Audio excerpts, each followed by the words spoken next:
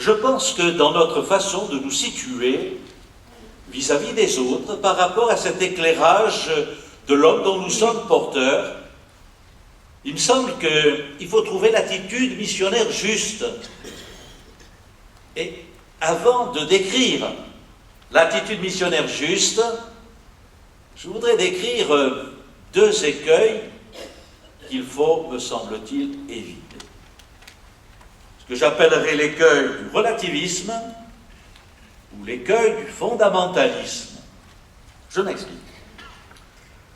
Le relativisme, celui qui est atteint par cela, cette tentation, souvent, finalement, est habité par cette attitude que je vais décrire, en disant, aujourd'hui, chacun a sa vie, sa façon de voir.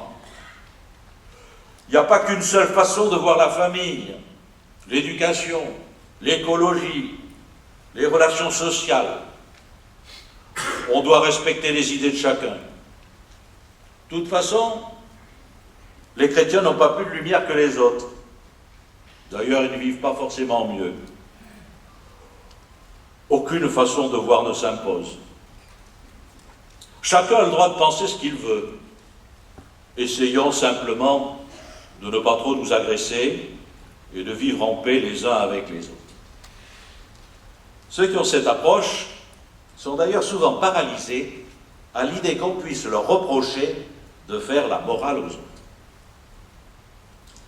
Certes, le respect des autres est une bonne chose.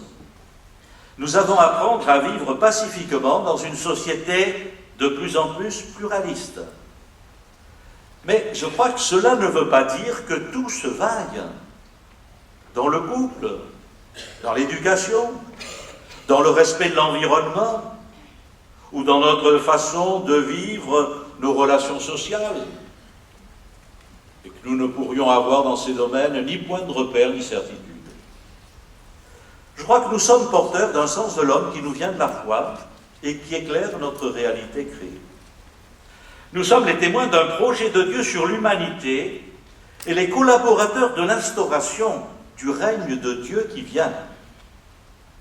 Or, nous savons bien que tout ne construit pas, tout n'édifie pas, tout n'est pas forcément bon dans la vie familiale, dans l'éducation, dans l'écologie, dans la vie sociale. Tout ne conduit pas à l'épanouissement de l'homme et à son bonheur. Tout ne sert pas forcément la venue de ce règne. L'expérience croyante donne un certain nombre de points de repère pour vivre une vie pleine, une vie qui expérimente, je reprendrai volontiers là un terme biblique, la bénédiction de Dieu. Je pense à ce passage du Deutéronome, je te propose la vie ou la mort, la bénédiction ou la malédiction, choisis donc la vie pour que toi et ta postérité vous viviez. Refus du relativisme, mais refus, j'allais dire, du pendant du relativisme qui est le fondamentalisme. Vous savez qu'on en parle souvent, d'ailleurs, pour d'autres traditions religieuses. On parle du fondamentalisme musulman, du fondamentalisme de protestants américains. Mais c'est aussi une tentation qui peut nous guetter, qui peut s'emparer de nous. Alors qu'est-ce que c'est cette attitude fondamentaliste? Elle consiste à croire que les vérités de la foi s'appliquent sans discernement et donnent automatiquement la réponse à toutes nos questions, la solution à tous nos problèmes. Certes, la révélation éclaire la vie de l'homme, le sens qu'il doit donner à sa vie, les valeurs qui doivent l'inspirer.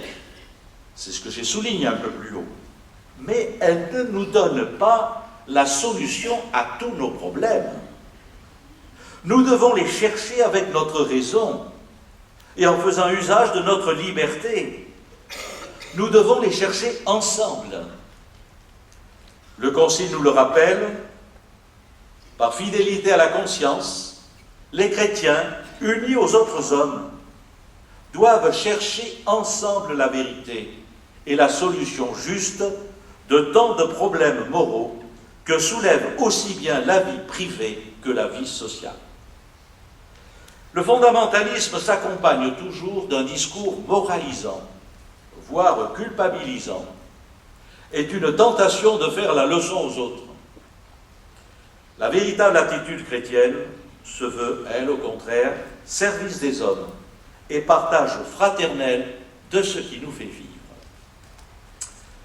Alors, après avoir refusé de tentation, quelle est, d'après moi, j'allais dire, l'attitude missionnaire juste?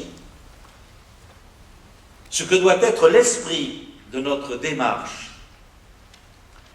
J'aime bien une expression qu'emploie le pape Benoît XVI dans son encyclique Caritas in Veritate, la charité dans la vérité. C'est l'expression la grammaire de l'humain. Grammaire, pas grand-mère, hein? Grammaticale. La grammaire de l'humain qui désigne les points de repère qui nous viennent de la révélation. Il y a une grammaire de l'humain. Cela veut dire qu'il y a des lois de l'humain. En régime chrétien, on n'écrit pas n'importe quoi. Il faut connaître sa grammaire.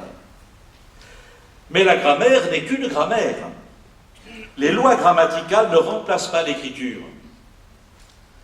On pourrait dire que, pour faire référence à un certain nombre de grands personnages bordelais, Montaigne, Montesquieu et Mauriac, connaissaient bien la grammaire française, mais leurs écrits sont bien autre chose qu'un livre de grammaire. Il faut se risquer à écrire. La révélation nous donne la grammaire de l'humain, mais il nous faut nous risquer à écrire notre vie personnelle, notre vie sociale. Il y a une originalité, personne ne pourra l'écrire à notre place.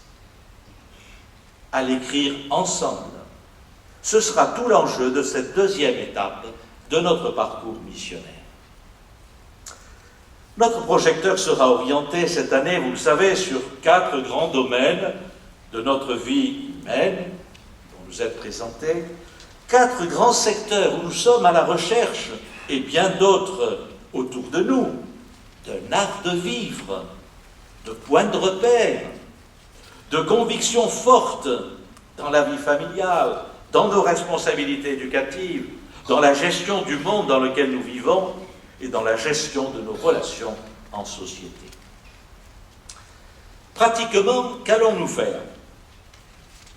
Dans les rencontres que nous aurons, dans les groupes de réflexion que nous formerons dans les secteurs pastoraux, les aumôneries, les mouvements, nous aurons à dégager ces convictions, ces points de repère dont je viens de parler. Mais aussi, car je crois qu'on ne peut pas en rester uniquement qu'à l'expression de conviction, même si c'est important. Nous aurons aussi à proposer des lignes d'action, des initiatives à prendre ou à soutenir, que ce soit sur le plan local, diocésain ou celui de notre vie en société. Nous aurons aussi à faire signe, comme je le disais plus haut, à toutes les personnes intéressées par ces questions de société, qui ne sont pas forcément des croyants ou des pratiquants, mais qui accepteraient de marcher un moment avec nous. Un parcours missionnaire implique toujours, je crois, invitation et compagnonnage. Et enfin, avoir une parole publique sur ces questions qui touchent notre vie. Nous saurons à mettre en commun nos réflexions et nos suggestions. Les ensembles pastoraux, puis ensuite le diocèse, seront le bon niveau pour aider à la ressaisie, au partage, à la confrontation, à l'expression publique du travail de nos chantiers. Je souhaite que cette deuxième étape du parcours nous aide à développer plus de communication et de solidarité, qu'elle aide à un décloisonnement de nos préoccupations, que ceux qui s'intéressent prioritairement à la famille puissent s'intéresser aussi à la solidarité et vice-versa. Finalement, Et je termine par là. Je résumerai volontiers l'enjeu de cette étape de notre parcours diocésain par ces quelques questions. Église de Gironde, qu'as-tu à dire aux hommes et aux femmes de notre temps? Qu'est-ce qui te fait vivre? Qu'as-tu à partager avec joie, simplicité et conviction sur ces secteurs de la vie aussi fondamentaux aujourd'hui que la famille, l'éducation, le respect de la création et la solidarité? Église de Gironde, le Seigneur t'envoie, le Seigneur compte sur toi. Bon travail à tous.